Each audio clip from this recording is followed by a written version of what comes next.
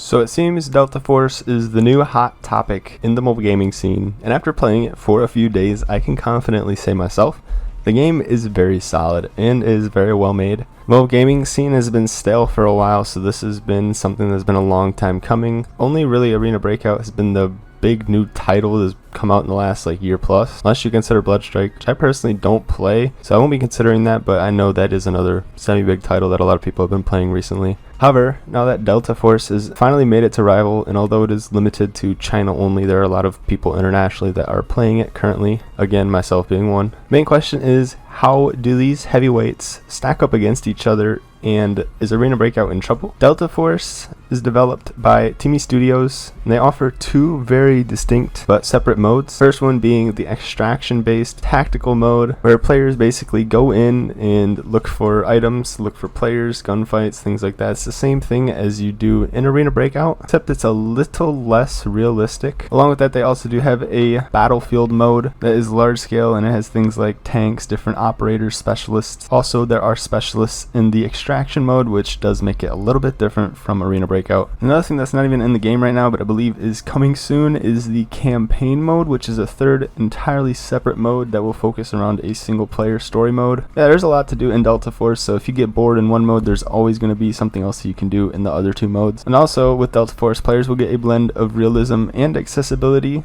This focuses more into accessibility than Arena Breakout does, as the hardcore realism mechanics for that game are much more prevalent. The use of the Unreal Engine 5 for the campaign ensures a visually stunning experience even for mobile players. On the other hand, Arena Breakout is developed by More Fun Studios. However, if you really want to get technical, these are both just 10-cent games, but they are developed under two completely separate studios, so that is something important to note. Arena Breakout has built its reputation on being the hardcore realism king of mobile extraction shooters. It is known for its realistic weapon mechanics as well as immersive environments, and there is a very big learning curve for this game. Caters to players who really just thrive on those high stakes gameplays where survival is key. This is again where it will differ from deltaforce, as deltaforce appeals a little bit more to the casual player base. However, both games still are hardcore extract shooters at the end of the day. So which one is better? It really depends on what you're going to be looking for. If you want a game that balances tactical depth with accessibility and a rich narrative, deltaforce might be your go-to. But if you prefer that hardcore realism, survival, extraction feeling, Arena Breakout will probably remain king, and it will remain the #1 extract shooter in your eyes for mobile. Ultimately, both games are going to serve their own dedicated player bases, and the competition for deltaforce and Arena Breakout just shows how exciting the mobile gaming scene has truly become. Now, some of the issues that deltaforce may be able to capitalize on are actually some of the issues that I've covered recently on this channel, including the casing issue as well as, more importantly, the RNG issue of Arena Breakout. There are also a lot of people who report server side and just lag issues inside of the game, which I personally rarely experience, but I still do obviously know they exist. This is something that many say deltaforce will have the advantage over. However, both are under 10 cents, so I do not know how valid this is going to be long term. And also, if you remember, Arena Breakout servers during the beta and Season 1 of Global were almost perfect. The server issues for AB really only started happening recently. I'm not saying deltaforce servers will get bad down the road, but I'm saying AB servers is really only might be a blip in the road, I think, specifically with the lag issues. Believe it or not, there is going to be room for plenty of games to exist in the mobile market, particularly on the extraction side, as there aren't too many quality titles in this genre that exist. The more competition will only bring